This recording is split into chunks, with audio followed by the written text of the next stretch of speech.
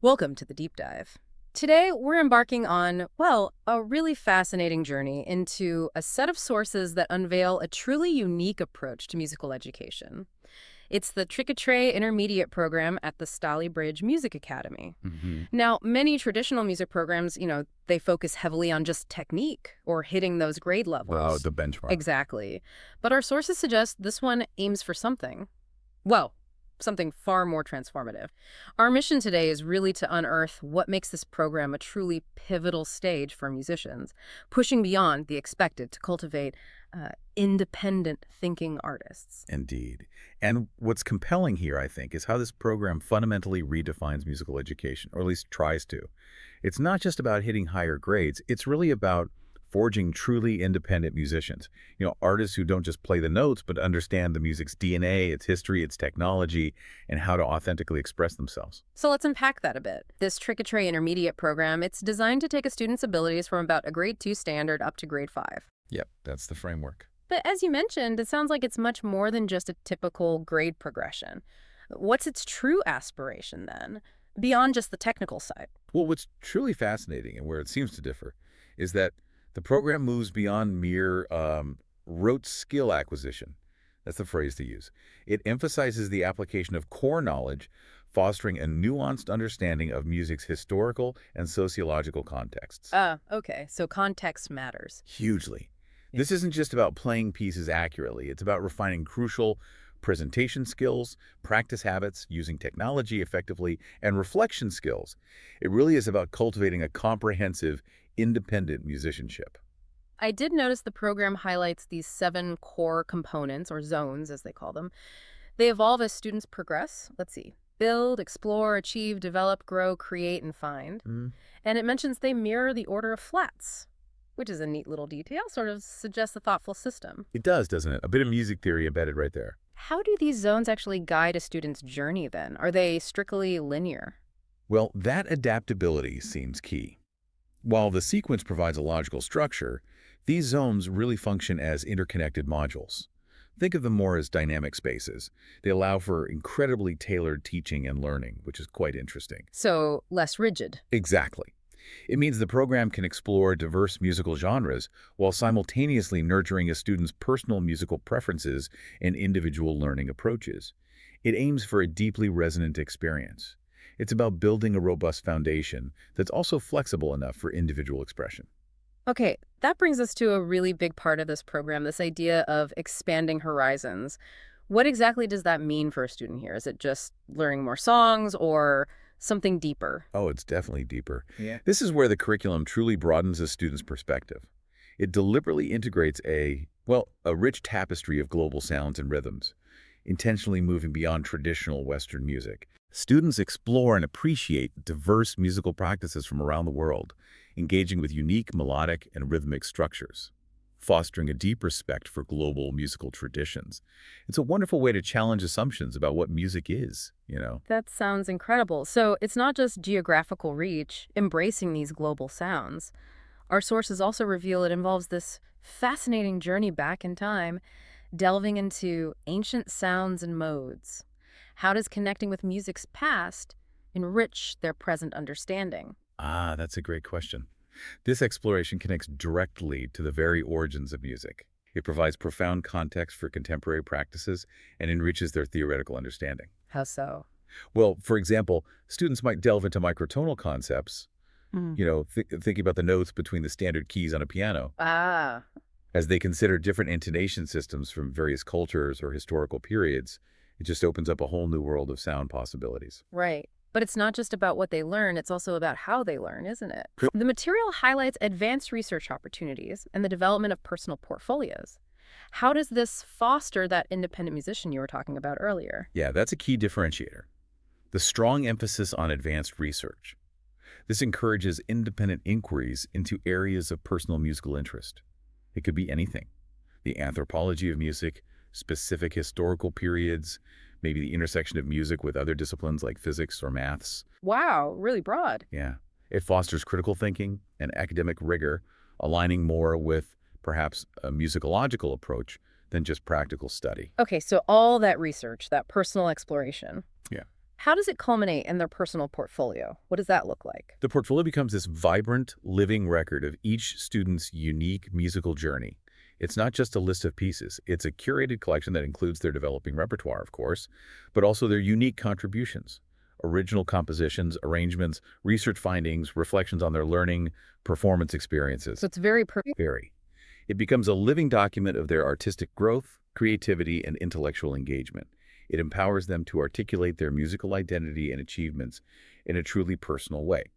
You can really see them in it. We've covered the broad strokes, the sort of vision of this program, but how does that maybe lofty goal of independent musicianship translate into the everyday tangible skills a student develops? Let's maybe zoom in on the intermediate piano program as a kind of case study. See these principles in action. Right, yeah. The material highlights how generic level 1 skills blossom into truly refined abilities.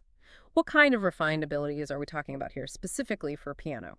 Right, so this is where the build and explore zones really come into play for piano tuition.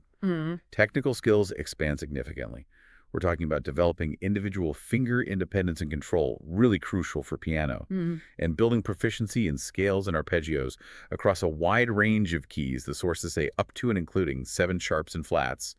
That's comprehensive. Yeah, that covers everything. They cover all common arpeggio types too: major, minor, augmented, diminished, which enhances their chord knowledge for both analysis and composition later on.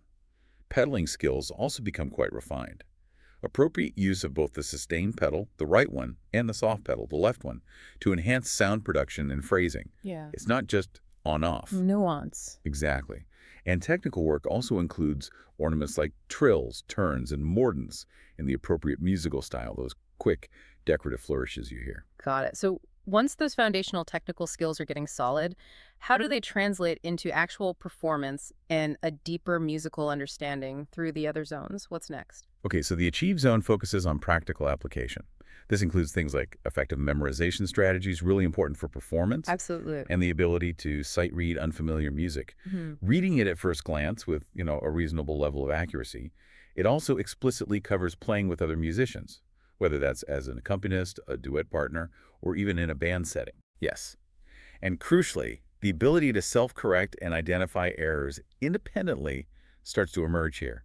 Note reading is expected to be pretty much automatic by this stage. They're becoming their own teachers, in a way. That makes sense. And the develop zone, that sounds like it focuses more on internalizing the music, really hearing it, not just seeing it on the page. Is that right? That's exactly it. Aural skills are the core of the develop zone.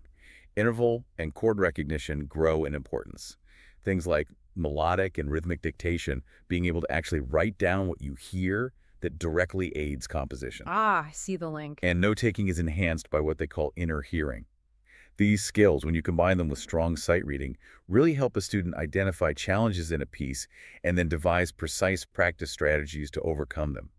They hear the problem before they play it, ideally. Then we grow into more complex analysis, understanding the why. Pretty much.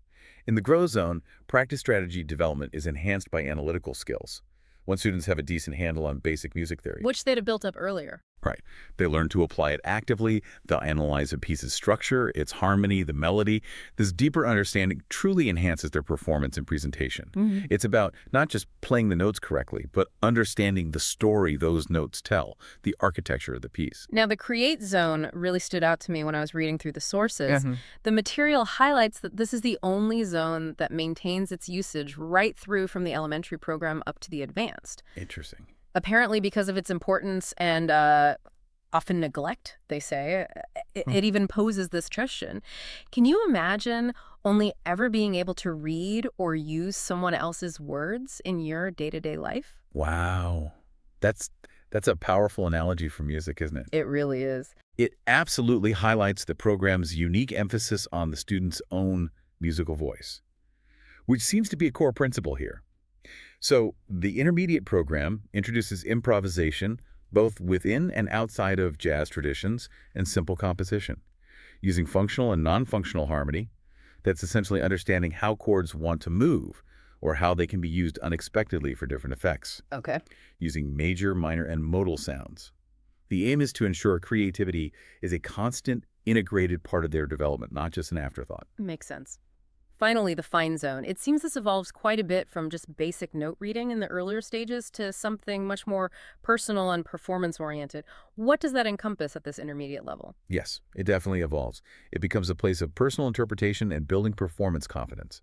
Here, a student learns how to effectively plan practice sessions, not just for the next lesson, but for long-term musical development. They also gain knowledge of appropriate behavior concert etiquette for both performers and audience members. Practical stuff. But crucially, an awareness of musicality and the overall shape of the music starts to direct their expression. Things like dynamics, articulation nuances, subtle tempo variations, and applying appropriate musical styles. It's really about finding their unique voice within the structure of the music. So just to quickly recap those key zones, how they build on each other for, say, these intermediate piano students. Sure. Build is that foundational technique, fingers, scales, arpeggios. Explore gets into experimenting with pedaling, dynamics, basic phrasing. Achieve is about mastering sight reading, memorizing repertoire, playing with others. Develop refines the aural skills, delves into style interpretation. Yep. Grow tackles more complex technical challenges and applies those analytical skills we talked about. Right. Understanding the structure. Brings in improvisation or simple composition, finding their own musical ideas. Crucial. And finally, find develops that personal interpretation and performance confidence, the musicality. That's a good summary. What an incredibly rich and comprehensive approach to musical development this seems to be. This Triquetrae Intermediate program, based on these sources, truly presents what looks like a transformative experience. It seems designed to guide students from just technical proficiency towards true artistic independence, equipping them not just to play, but to think, create, and contribute meaningfully to the world of music. It really does raise an important question, I think, for all of us, perhaps for you listening as well. How do programs like this, ones that holistically incorporate global sounds, these ancient echoes, and foster deep personal expression and research, how do they truly shape the future of music education? Moving beyond just technical skill. Right, towards deep personal engagement and intellectual exploration. It's definitely something to consider for your own learning journey, really, no matter the subject. We hope this deep dive has given you some great insights and maybe sparked some new curiosity about what it truly means to, well, to be a musician.